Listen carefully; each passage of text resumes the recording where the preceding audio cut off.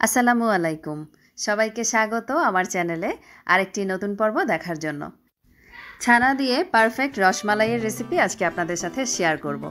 অনেকেই বলেন ছানা দিয়ে স্পঞ্জ মিষ্টি তৈরি করে তারপরে রসমালাইটা তৈরি করলে মিষ্টিটা শক্ত হয়ে যায়। তো আজকের রেসিপিতে আমি খুঁটিনাটি টিপস সহ দেখানোর চেষ্টা করব, তাহলে আপনাদের মিষ্টিও এরকমই পারফেক্ট সফট আর স্পঞ্জি হবে। আশা করি মিষ্টিটা দেখেই বুঝতে পেরেছেন যে কতটা পারফেক্ট হয়েছে। চলুন তবে মূল রেসিপিতে যাওয়া যাক।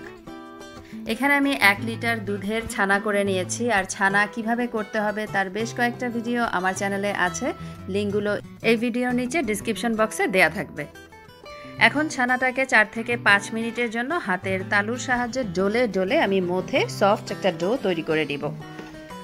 অতিরিক্ত মাখানোর কোনো দরকার নেই। কিছুক্ষণ মাখানোর পরেই, অর্থাৎ 3 থেকে 4 মিনিট মাখানোর পরেই যখন দেখা যাবে যে ডোটা পাত্রটার গা ছেড়ে ছেড়ে আসছে, সে পর্যায়ে মাখানো বন্ধ করে দিতে হবে। একদম সফট আর স্মুথ একটা ডো তৈরি করে নিতে হবে।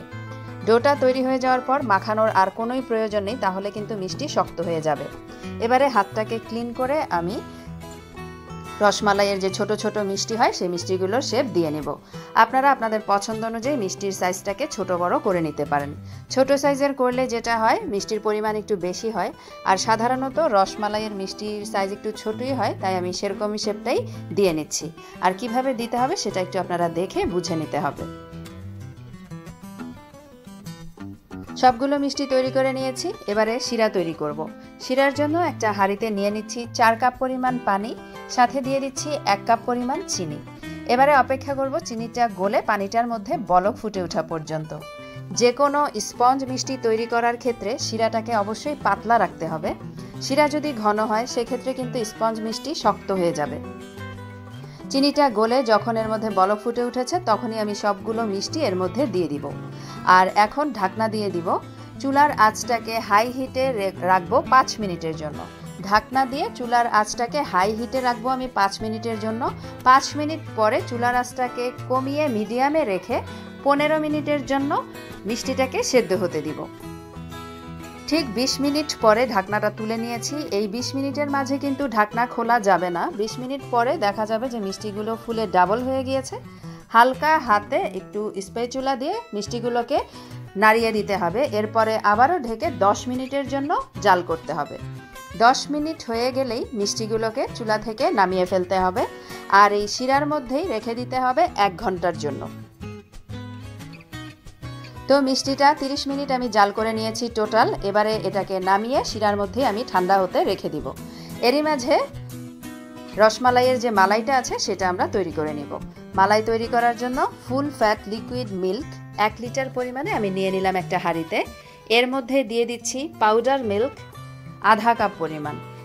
এবারে ঠান্ডা দুধের সাথে পাউডার মিল্কটাকে খুব ভালোভাবে একটা হুইস্ক দিয়ে মিশিয়ে নিতে হবে।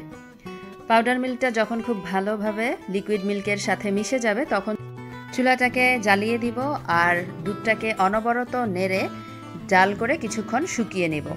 দুধটাকে শুকিয়ে আমি 4 ভাগের 3 ভাগের মতো রাখবো, অর্থাৎ 4 কাপ পরিমাণ দুধকে আমি শুকিয়ে 3 কাপ পরিমাণ যেন থাকে সেই মতো করে জাল করে নিতে হবে। আর পাশে যে সরগুলো থাকবে উপরে, সেই সরটাকেও কিছুক্ষণ পর পর ভেঙে দুধের সাথে নেড়ে মিশিয়ে নিতে হবে। তাহলেই কিন্তু রসমালাইটা খেতে অনেক বেশি ইয়ামি হবে। এই যে একটু পরপর সর পড়ছে, আমি এটাকে নেড়ে দুধটাকে খুব ভালোভাবে শুকিয়ে নিয়েছি। 2 কাপ পরিমাণ করা যাবে না, তাহলে কিন্তু দুধটা বেশি ঘন হয়ে যাবে। সেক্ষেত্রে ফিরনির মতো হয়ে যাবে, রসমালাইয়ের মতো পাতলা কিন্তু হবে না। তাই দুধটাকে শুকিয়ে 3 কাপ পরিমাণ রাখতে হবে। এ পর্যায়ে আমি এর মধ্যে দিয়ে দিলাম 2 টেবিল চামচ পরিমাণ চিনি। চিনির পরিমাণটা আমি আমার স্বাদ অনুযায়ী দিয়েছি, কারণ দুধের নিজস্ব একটা মিষ্টি আছে, সেটার সাথে ব্যালেন্স করে আমি চিনিটাকে অ্যাড করেছি। যারা মিষ্টির বেশি খেতে চান তারা চিনির পরিমাণটাকে সেভাবে করে বাড়িয়ে নিতে পারেন। তো আমাদের মালাইটা রেডি হয়ে গেছে। তো চুলার আঁচটাকে একদম কমিয়ে দিয়েছি, আর মিষ্টিটা একটু দেখিয়ে দিচ্ছি যে কতটা স্পঞ্জি হয়েছে। আশা করি আপনারা দেখেই বুঝতে পারছেন। এখন এই মিষ্টিগুলোকে রস থেকে তুলে তারপরে এই মালাইয়ের মধ্যে দিয়ে দিব। মিষ্টিটাকে দিয়ে কিন্তু আর বেশিক্ষণ জাল করা যাবে না। মিষ্টিটা দিয়ে মিনিট খানেক একটু ফুটিয়ে নিয়েই তারপরে চুলা থেকে নামিয়ে ফেলতে হবে। আর মিষ্টিটা অনেক সফট আছে, তাই নাড়াচাড়াও কিন্তু সাবধানে করতে হবে। অল্প একটু নাড়াতেই কিন্তু ভেঙে যেতে পারে মিষ্টিটা। তাই খুব সাবধানে মিষ্টিগুলোকে দিয়ে হালকা হাতে একটু নাড়িয়ে দিতে হবে। আর আমি এর মধ্যে এলাচির পাউডার বা স্যাফরন কিছুই ব্যবহার করিনি, গোলাপ জলও ব্যবহার করিনি। যারা পছন্দ করেন তারা চাইলে 1 চিমটি পরিমাণে এলাচির পাউডার ব্যবহার করতে পারেন, আবার চাইলে 1 ফোঁটা পরিমাণে কেওড়া ওয়াটারও ব্যবহার করতে পারেন।